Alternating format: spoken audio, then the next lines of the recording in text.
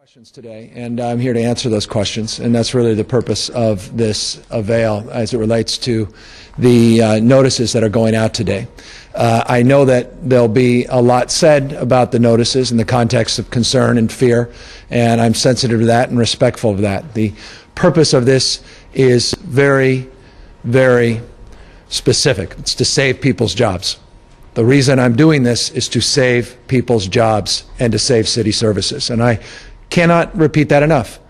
The reason I'm doing this is to save people's jobs and to save city services. And some folks say, well, why then is this getting so much attention and controversy? And that is a legitimate question, except for the understandable component of it, that is the magnitude of how we get there. And the fact that we haven't done something like this in the past. It is a dramatic reform. In many ways, it's a rather innovative strategy of getting to where you need to go and producing a result that, under the circumstances, can significantly reduce the burden and the stress on those employees, thousands of employees that otherwise would be very likely to lose their job in the next few weeks and months, and in turn lose their potential benefits. So this is something that we have been talking about for over a year. This is something that I've engaged directly with labor over a year. I know a lot of folks will make public statements, but let me assure you there's been a lot of outreach on this proposal. I engaged in a formal process, and labor unions decided not to continue those conversations formally. They chose not to engage in what they call the meet and confer, which was their right, and I don't decry that right, but I want you to know when you hear from them that this process was unilateral, that we weren't participatory in this process, that there wasn't a strong engagement, that doesn't necessarily fly in the face of the facts. And if the facts are relevant here, the facts need to be put forth that we did engage in conversations. We've had multiple meetings on this. This was an idea that came out of last year's budget discussions, that came out from two departments that engaged their labor representatives that said, you know, this may be a better way of keeping people employed, keeping their benefits, so when the economy turns around, we can go back to a 40-hour work week. So that's the framework for what we're doing today. There are anywhere from, there are about 15,000 notices going out, plus or minus. Remember I said last week it's plus or minus. You may have more notices going out, but for vacant positions or part-time positions or people in the civil service, this really gets technical, that may actually have a right to a position or multiple positions, so they may receive 1 or 2 layoff notices. And this is why you may, in the next day or two, hear about the fact there was more than 15,000, but it's, at the end of the day, roughly 15,000 actual people will be directly impacted by this, even though there'll be more layoff notices. Every city employee is being asked to contribute 6 to 6.25% of their wages this year. Every city employee. Not every city employee is impacted by this strategy because there are charter requirements that preclude us from doing it. There are other components that make this worthwhile not to move forward with this process of notification. All of that I can answer to the extent that you want to process it, but police and fire are part of the discussions. All city managers are part of this.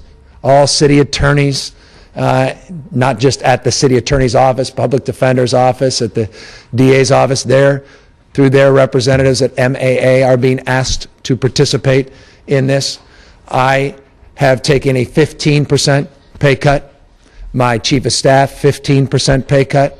I'm asking every department head to take a 10% pay cut, not just 6.25%.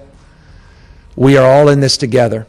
And if we band together, we will save thousands and thousands of jobs, and we'll save vital services to the most vulnerable San Franciscans.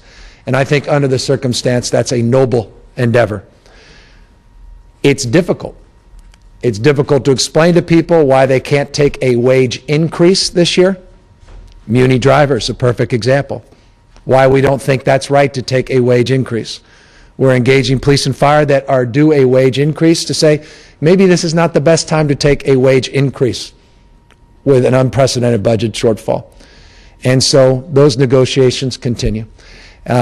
This is about everyone stepping up to help one another. And I know that this is a different approach, but I think it's a responsible approach under the circumstances.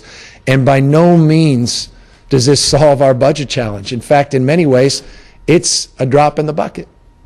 As significant as this is, it's what, 10% of the solution? We have $522.2 million shortfall. This is $50 million of general fund savings, about $50 million additional savings in what we call enterprise departments. Those are non-general fund departments. So it's $100 million, but only $50 million that goes to the general fund. And so when folks say, well, you're balancing the budget on the back of labor, that's really not fair, and again, flies in the face of the facts.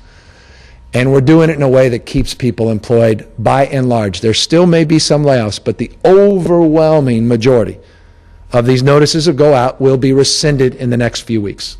2-week process. So they're going to get a notice, and then in a couple weeks they're going to get another notice saying, here's an opportunity to get your employment back with the city, but it is a 37.5-week job, not the 40-week job, and that's an equivalent of a 6.25% wage concession. Let's put now this in perspective. What have they done in San Jose? What have they done in Oakland? What are they doing in Los Angeles? Much more significant than in San Francisco.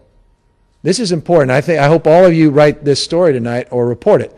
What Mayor Reed is asking for in San Jose, what Mayor Villaraigosa did with 4,000 layoffs in LA, and what Mayor Dellums and others are doing in the East Bay, what they've done with furlough days over the last few years, what the equivalent wage cuts there. In many ways, our labor unions, in fact, in almost every way, are doing much better with this proposal.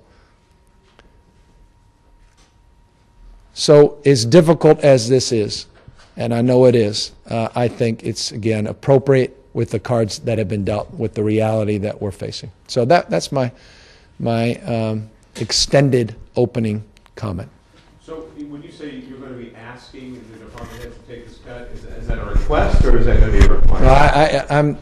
They're part of the 6.25, and then I'm going to ask them to do what I did, to do what my chief of staff did already. By the way, I took a 15% pay cut in the current year. Same with my chief of staff. Same with everybody that's earning over $100,000 in the mayor's office. They already gave back 10%. But I'm going to ask them to continue to do that. And they said yes in my office, and I expect the same from my department heads. They're going to start with the 6. Everyone's in this together, but I think department heads can lead by example in these difficult times and do a little bit more. So the people who's going to be rehired is going to be with a salary of 6.25 less? That's what it works out to. Which is, but they have a job. But they have a job, and they have benefits. The alternative is easy, again, and this is why it's so important. The alternative is, forget, we won't do this, and I'll lay off 3,000 to 4,000 people. And we'll have a completely different discussion. They have no jobs, they potentially lose their benefits, they increase the unemployment rolls, and I don't know if there's any compassion in that approach. And the challenge here is, I haven't heard a better idea, and we've been engaged in discussions for months. It's one thing to be opposed to something, but give me a better idea. There was a supervisor who had this idea. I was rather stunned by this. Supervisor said, this is an outrageous idea, and he called to have a state of emergency, which is about the biggest anti-labor thing you can do. What he actually proposed was so draconian, it would basically wipe out all the collective bargaining agreements and MOUs in the city. And he thought that was more compassionate. I was rather stunned by that. That would be draconian. We actually went through the process, and we wanted to engage and meet and confer. You all got the letter. They said they just don't want to meet and confer on this. I get it. They want to say no. I understand the posturing, but again, I'm trying to save their jobs, and I'm trying to save city services, and I think this does both things. Mayor, last time people will be laid off if this plan isn't going to be implemented.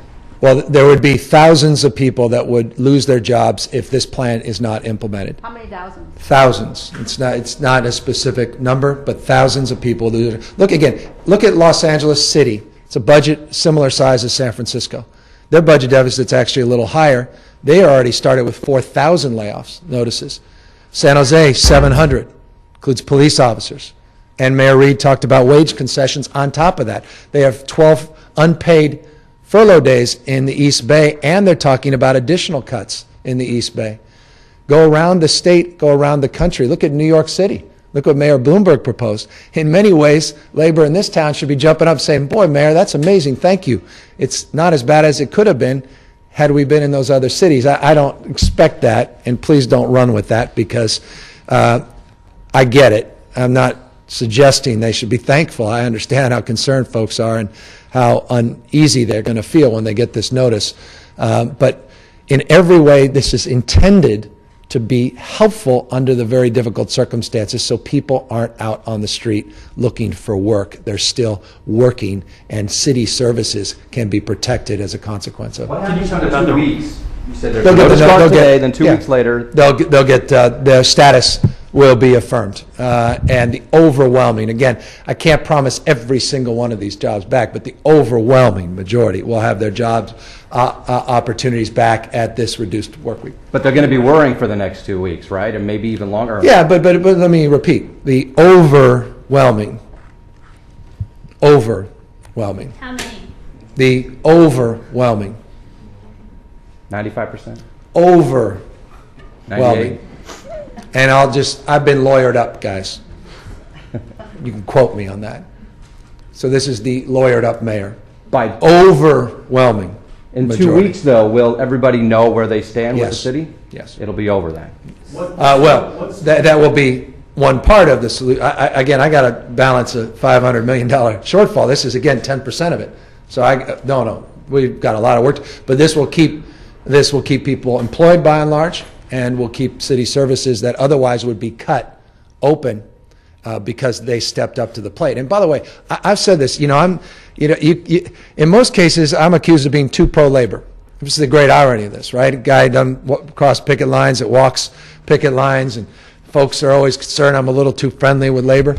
I'm trying to save jobs here. It's a very uncomfortable position for me to be in, to be attacked for doing something draconian that I actually think is substantially less impactful than laying someone off. I mean, if I announce 4,000 layoffs, it occurs to me that some folks would almost prefer that in labor, and I'm kind of confused because I don't think there's anything more mean-spirited than saying, you know what, we got ours, sorry, you guys are gone, we're staying.